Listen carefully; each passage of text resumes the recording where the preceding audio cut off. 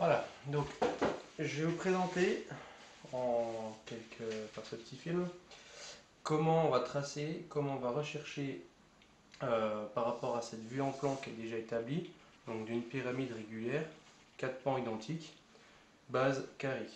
On va rechercher la vraie grandeur d'arrêtier en simple ligne et l'angle de corroyage. Donc,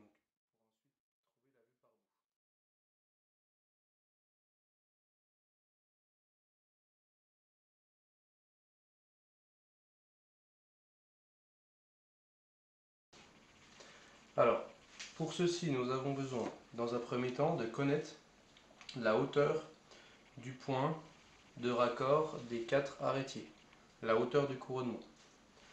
Donc pour connaître la hauteur de couronnement, je vais avoir besoin de l'élévation du chevron d'emprunt. Alors, un chevron d'emprunt, je vais tracer le premier chevron d'emprunt vu en plan, ici. Donc je vais les repasser tout de suite en couleur, ici. Donc ça c'est un des 4 chevrons d'emprunt. Donc je traiterai pour simplifier que ce chevron d'emprunt pour trouver la hauteur. Donc, pour trouver la hauteur de couronnement, nous allons avoir besoin donc de l'élévation de ce chevron d'emprunt. Alors schématiquement, on peut imaginer que le chevron d'emprunt c'est le bord de l'équerre. On va décaler notre tracé et on va rabattre notre vue.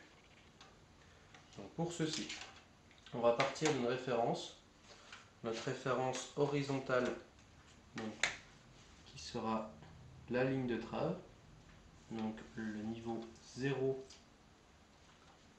dans la charpente.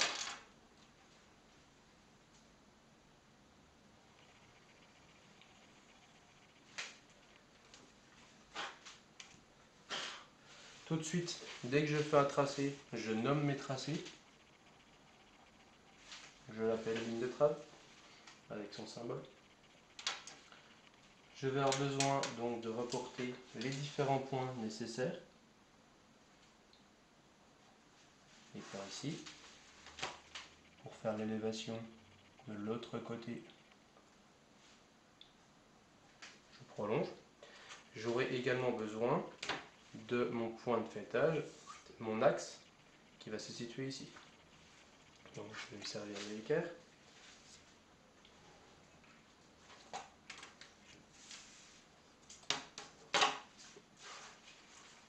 Donc je positionne, je travaille toujours avec la règle et l'équerre.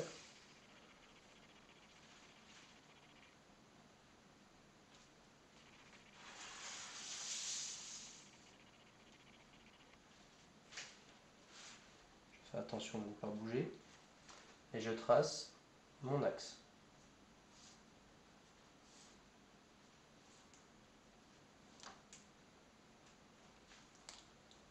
Voilà. Je nomme tout de suite que c'est un axe.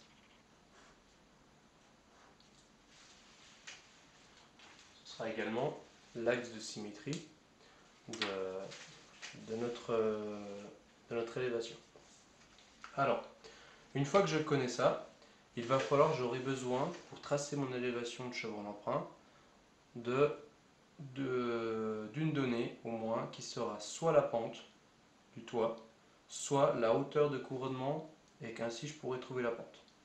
Donc moi je vais vous montrer l'exemple en vous donnant une pente. Donc on va partir sur une pente de 35 degrés. Je vais la tracer au rapporteur. Donc je travaille en degrés car je vais utiliser directement le rapporteur. On peut travailler de temps en temps en pourcent. Donc 35 degrés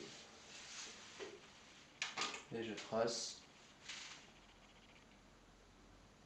la pente comme ceci.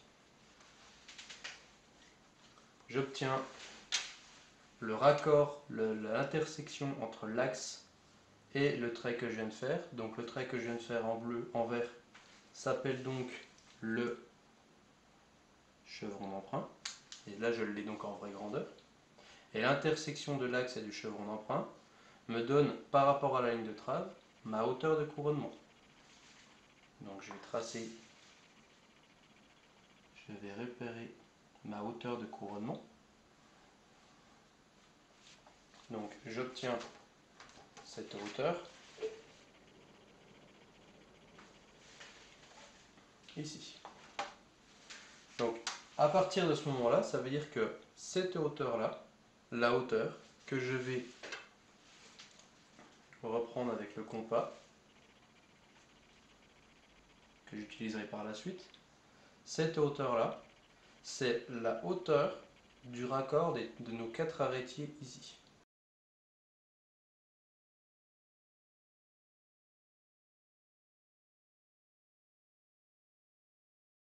Nous avons fini notre tracé du chevron d'emprunt.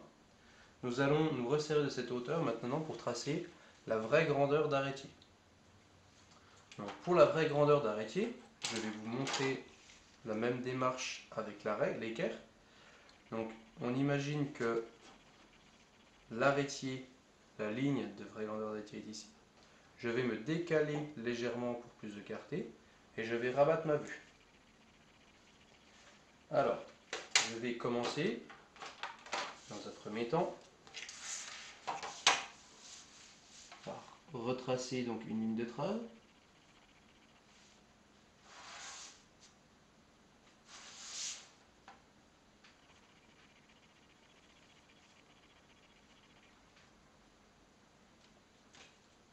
Que je vais également tracer en rouge, comme ça on aura les mêmes repères que de l'autre côté. Également, je nomme tout de suite mon tracé, donc je mets mes repères et mes codes.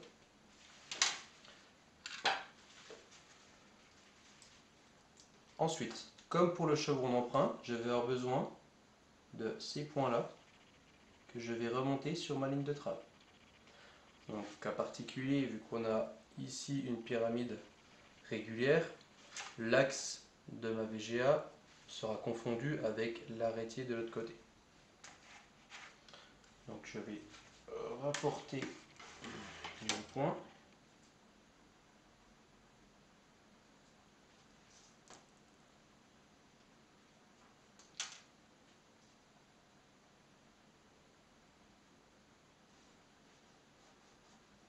Ce point-là. Et de l'autre côté, donc j'ai mon axe de vraie grandeur qui est confondu avec l'arrêt de vue en plan de l'arrêtier de l'autre versant. Donc comment est-ce que je vais trouver ma vraie grandeur d'arrêtier? Donc j'ai gardé tout à l'heure, donc je repositionne pour vérifier. Ici, mon ramènerait de ma hauteur de couronnement. Celui-ci, je vais le reporter sur ma ligne de trave que je viens de tracer ici, au niveau du point haut, pour tracer la hauteur de couronnement au niveau de l'arrêtier. Voilà. Le coup de compas que j'ai tracé ici correspond au point ici, haut. Donc il s'agit du même ramènerait que celui-ci, donc je vais l'appeler de la même manière, je vais le reporter avec l'équerre. Donc je me sers du trait du 90 pour tracer l'équerre.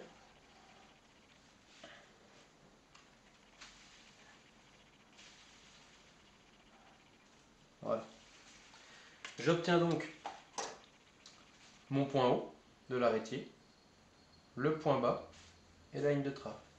Je vais relier, je vais changer de couleur, je vais prendre du violet. Je vais relier mon point haut et mon point bas. Et ce que je viens de tracer donc en violet correspond à ma vraie grandeur d'arrêtier.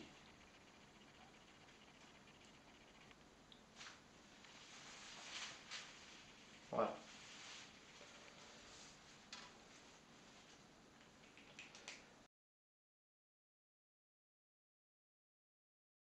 On va rechercher l'angle de délardement de l'arrêtier. Donc, pour tracer l'angle de délardement de l'arrêtier, qui nous servira par la suite à tracer la vue par bout, on va commencer par tracer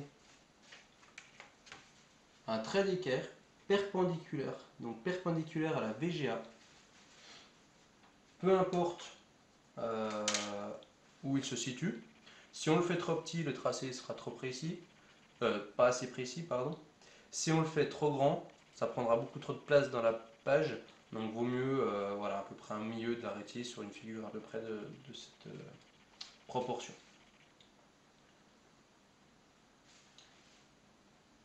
Je suis d'équerre ici. Je vais aller me resservir du compas. Je vais sabloter. Donc je pique au niveau de l'intersection de mon trait d'équerre et de la ligne de trave. Je prends la longueur comme ceci et je vais redescendre sur la ligne de trave pour couper ma ligne de trave ici. J'obtiens ici 2 points. Ces 2 points, on va les reporter sur la vue en plan. Pour les reporter sur la vue en plan, on va tracer une perpendiculaire à la ligne de trave. Donc, petit moyen pour se rappeler quel trait on doit s'en servir. Ce point-là était sur la VGA. Je l'ai rabattu à l'horizontale. Donc, je vais devoir le reporter sur mon arrêtier vue en plan.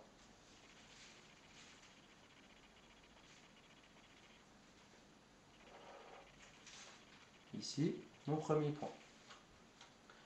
Ce point-là appartenait donc au niveau 0. Le niveau 0, ce qu'on va retrouver sur les sablières, enfin sur les lignes d'égout. Donc je vais reporter ces points-là d'un côté pour couper mes 2 lignes d'égout. Donc je positionne mon équerre, toujours par rapport à la ligne de trave. Je me sers de ma règle et je viens tracer de manière à couper mes 2 lignes d'égout. Donc une première fois ici, une deuxième fois ici. J'obtiens donc 3 points. Donc 1, 2, 3. Je vais relier ces points.